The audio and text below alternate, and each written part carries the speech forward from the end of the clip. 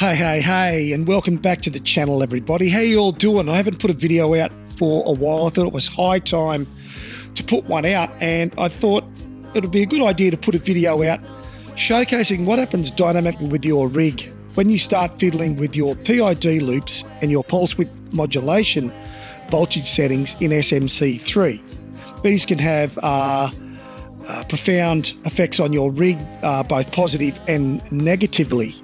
And what I'm going to do is I'm going to do a demonstration today racing an R Factor 2 on the old 1930s version of Spa in a 1950s Jag. And I'm going to do one lap of that course of 1930 Spa with what I would typically use as my SMC3 utility setup for my front motors, which control roll, pitch, heave, a little bit of surge in them as well, and what I would normally have on my surge and traction loss motor. What you can see here is my front two motors that control pitch, roll, heave and surge. My left motor here, motor 1. Here are my PID settings for that.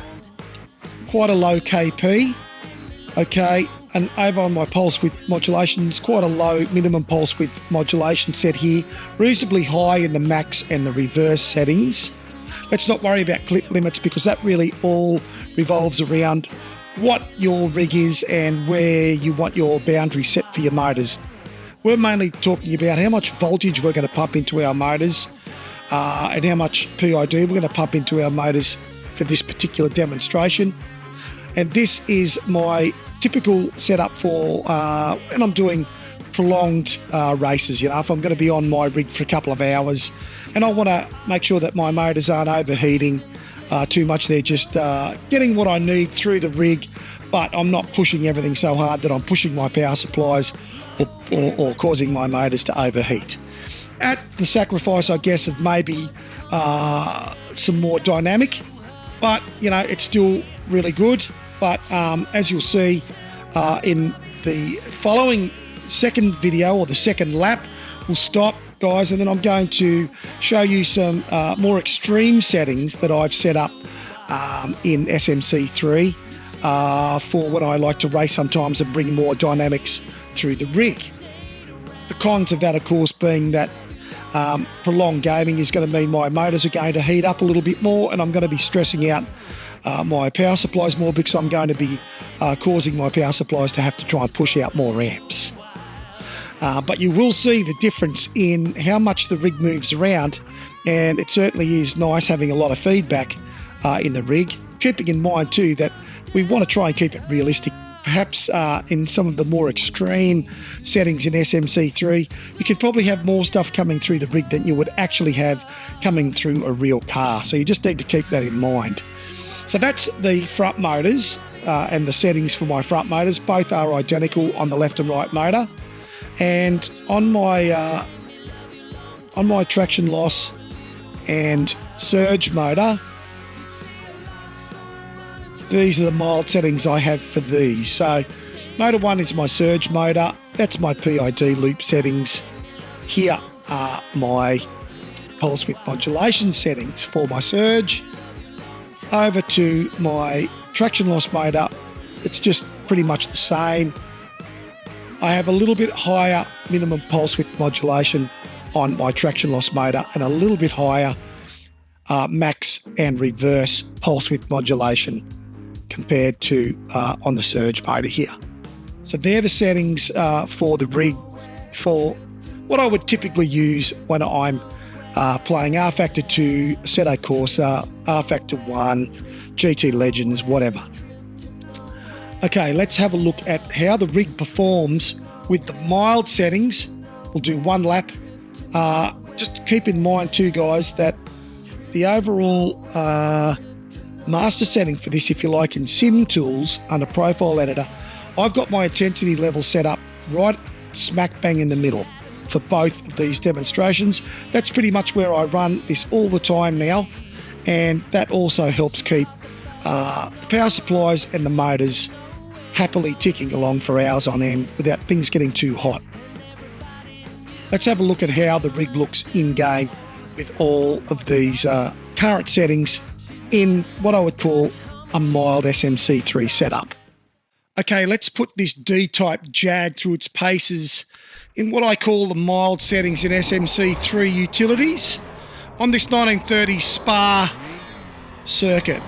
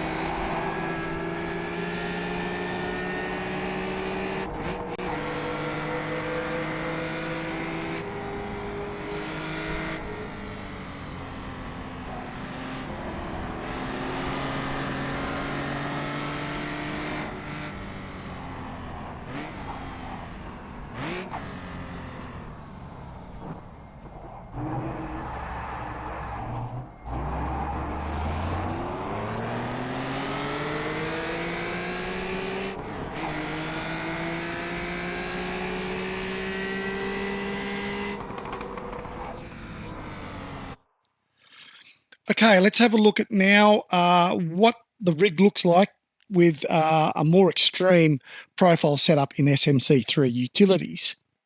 Okay, let's ramp everything up now in our front motors and our surge and traction loss in SMC3. So what I'm going to do is I'm going to load a preset that I've saved here. I've called it pumping.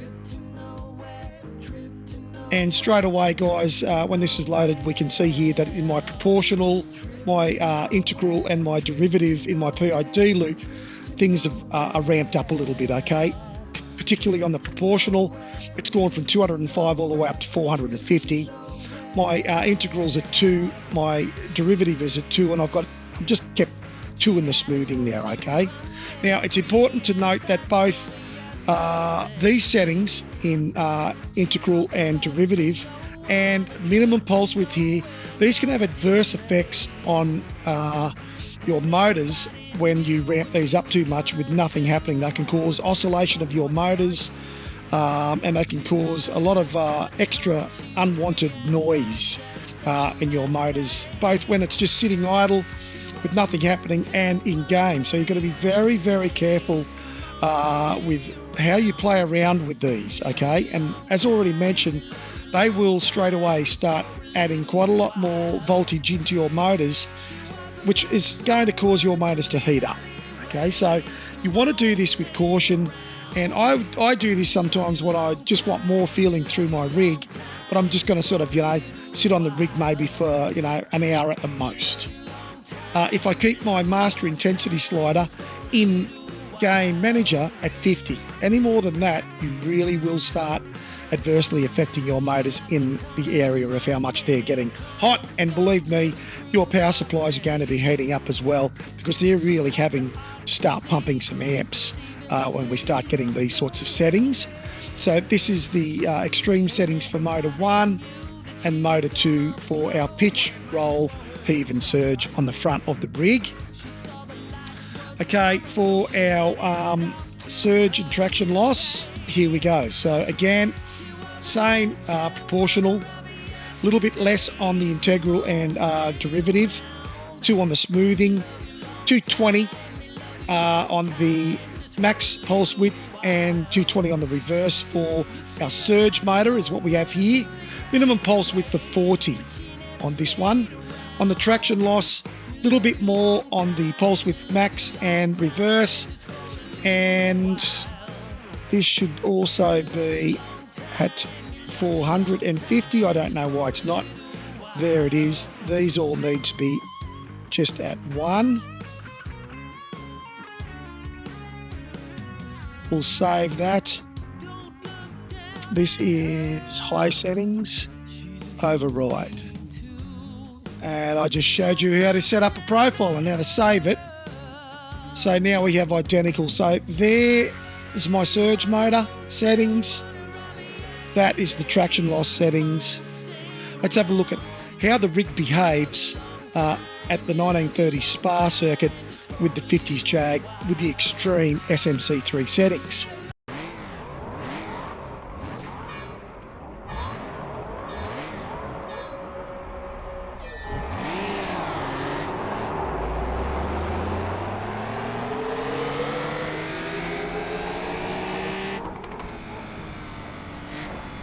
You can see straight away how much more movement we've got now. Particularly, I can tell you straight up that in the surge department, it is so much more prevalent.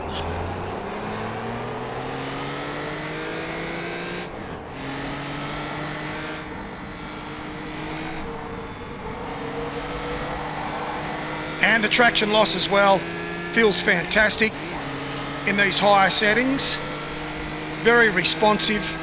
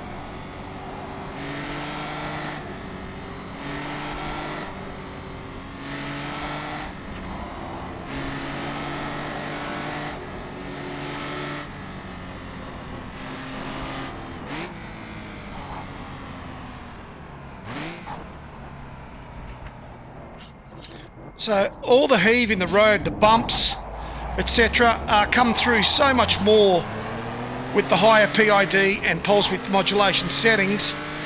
And in fact, to try and help sort out what I should sort of tweak in the PID loop and the pulse width modulation to get the right amount of dynamics coming through the rig, I used my Fanatec CSL direct drive wheel to help me tweak that.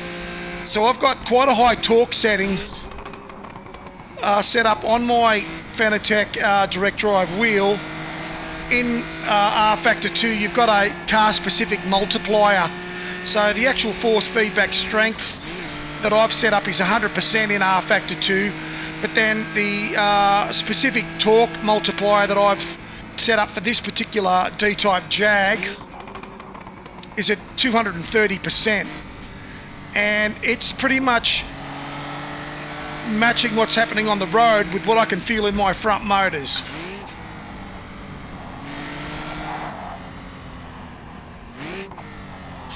It really does feel fantastic, and I don't think it's unrealistic to what you would expect in a car like the D-type Jag with, you know, a rudimentary suspension, like pretty good really for their time, all aluminium body, etc. Quite a light car, but you know, the tyres were only ply tyres. This course was very rough, public roads sort of converted into the track, so pretty rough in places. That's coming through nicely in the rig. I really do like the higher settings. I particularly love how you get the traction loss coming through so prominently. Whoa, went back that gear there a little bit too early without enough rev matching, and that was almost disastrous.